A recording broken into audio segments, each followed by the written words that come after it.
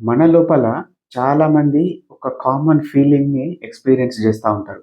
కఠినమైన సందర్భం వచ్చినప్పుడు, మనల్ని రెచ్చగొట్టే వ్యక్తులు మన ముందున్నప్పుడు, మనల్ని లేనిపోని మాటలంటున్నప్పుడు, లేకపోతే మనల్ని ప్రొవోక్ జేస్తున్నప్పుడు, మనం కామ్‌గా ఉండాల్సిన సిట్యుయేషన్స్ లోపల గూడా కంట్రోల్ తప్పి ఇంపల్సివ్‌గా రియాక్ట్ అయిన సందర్భాలుంటాయి. అవి గుర్తుకొచ్చిన తర్వాత చాలా గిల్టీగా, బాధగా అనిపిస్తా ఉంటది. మీకు గూడా అనిపిస్తదా అట్లెప్పుడైనా? చూడండి, పేషెన్స్ అనేది ఒక మసిల్ లెక్క. దాన్ని మనం ప్రాక్టీస్ చేసి డెవలప్ జేసుకోవచ్చు.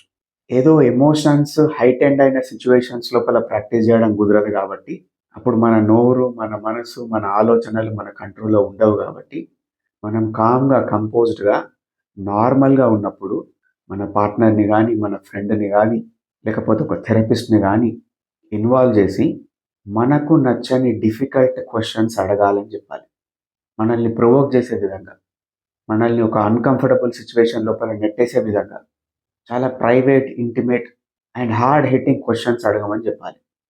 ఆ క్వెషన్స్‌కి మనం తడబడకుండా కామ్‌గా రెస్పాన్స్ ఇవ్వడం ప్రాక్టీస్ జేయాలి.